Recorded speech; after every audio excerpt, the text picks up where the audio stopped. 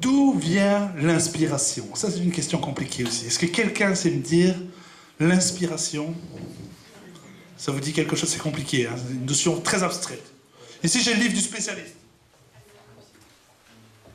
Rainer Maria Rilke. Je ne vais pas vous lire toute la page parce qu'il dit pour écrire un vers, en fait, il faut avoir vécu énormément de choses, il faut avoir observé énormément de choses, et à la fin, il faut oublier tout ça et se mettre devant une feuille blanche. Et là, lui, il dit carrément que peut-être qu'à la fin d'une vie d'écriture, on aura un vers qui vaut le coup. Mais lui, évidemment, c'est extrême, c'est le grand spécialiste de l'inspiration. Nous, on est reparti sur des sujets très simples. Avec une poésie écrite par mon frère. Lui, il n'est pas célèbre, par contre. Qui s'appelle... Pas encore. Ça s'appelle « Un samedi au parc à conteneurs ».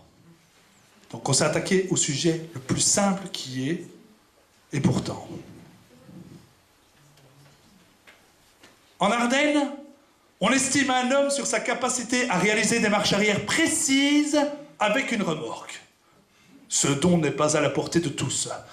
Il faut savoir coordonner avec délicatesse les mouvements paradoxaux du volant et contrôler le résultat dans le rétroviseur.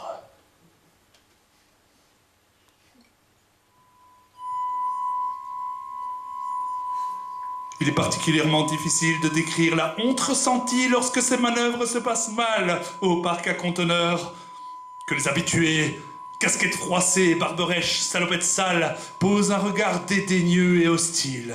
Il n'est pas un vrai, il n'est pas des nôtres. Alors, la tension monte, la sueur coule, les principes de conduite en marche arrière s'envolent, le corps est pris d'un vertige terrifiant. L'ouvrier du site me propose son aide.